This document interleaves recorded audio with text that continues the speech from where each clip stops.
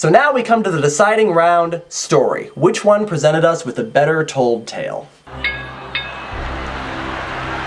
This one's actually pretty difficult to choose because both book and movie have some serious strengths and weaknesses. Probably the biggest strength of the book is that it has some great subtle moments that aren't done as well in the movie.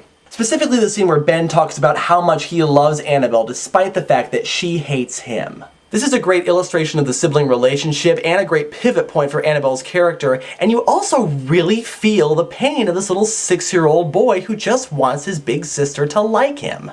The movie did this scene fairly well too, but again, the effectiveness of it was somewhat limited to the acting ability of the kid playing Ben. But on the other hand, the movie did show us a lot more between Annabelle and Ben through the baseball playing montage. I mean, yeah, okay, it was there for laughs. I mean, what kid's baseball game has its own umpire? But if you can remember that it's Annabelle, not Ellen, playing this game, then you can really start to see the relationship developing between them.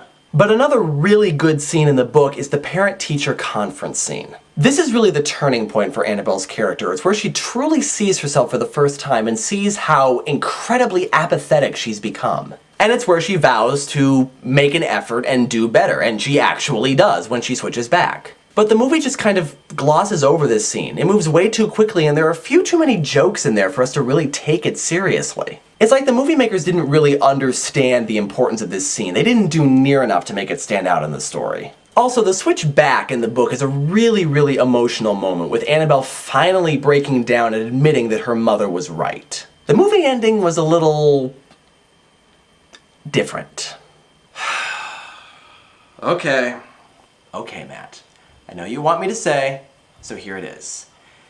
If there is one thing that Disney knows how to do really well, it's the overblown ending. And Freaky Friday has probably one of the most insanely over-the-top endings in all of cinema. Basically, in the book, the switch occurs in a very quiet scene in the bedroom. But in the movie, it takes place, of course, at the worst possible time. While Annabelle is driving to the water ski show where her mother is water skiing. But they don't just switch into the right bodies like last time. Oh no, that would be too easy. The bodies themselves actually switch places, so we actually see the 13-year-old girl driving and the 30-something-year-old woman water skiing. And from there, it's just one bout of insanity after another. As Annabelle gets chased by 4 police cars, drives down a bunch of stairs to a passenger bridge that's only just wide enough to fit her while the police car drives on top of the sides of the bridge. The police cars get into all sorts of completely implausible situations, including splitting cleanly in 2. Meanwhile, the mother is water skiing, the boat driver falls out of the boat, and the boat somehow keeps going. She jumps through a hoop of fire, grabs a torch, and lights up a fireworks display, finally grabs onto a kite and goes flying for some reason, knocks over a human pyramid. I mean, it's almost like the writers were sitting in a room trying to think of as much over-the-top slapstick as they possibly could cram into this one scene. And let's be honest, it's kind of hard not to admire that. I beg your pardon? This scene is completely unpretentious. The writers had to know that this was an exercise in complete ridiculousness, and they treated it exactly as that. It's insane and overblown, there is no doubt about it. But in a way, it's also kind of epically amazing. I have absolutely nothing to say to that. Okay, there's other reasons why I think the movie is better too. Mostly because it looks at both sides of the generation gap equally, acknowledging that although an adult's life may be hard, a child's life is no picnic either.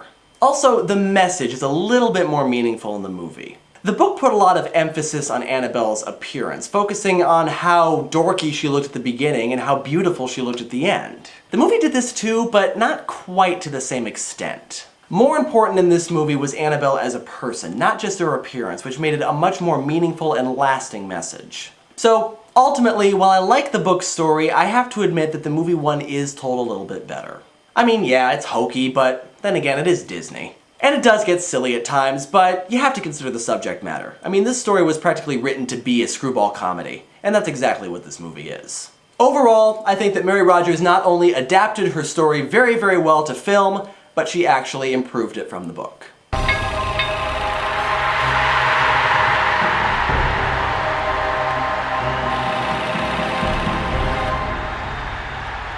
So this time movie wins. Definitely give the book a read though, it is pretty good. And I just hope that Matt isn't too disappointed that...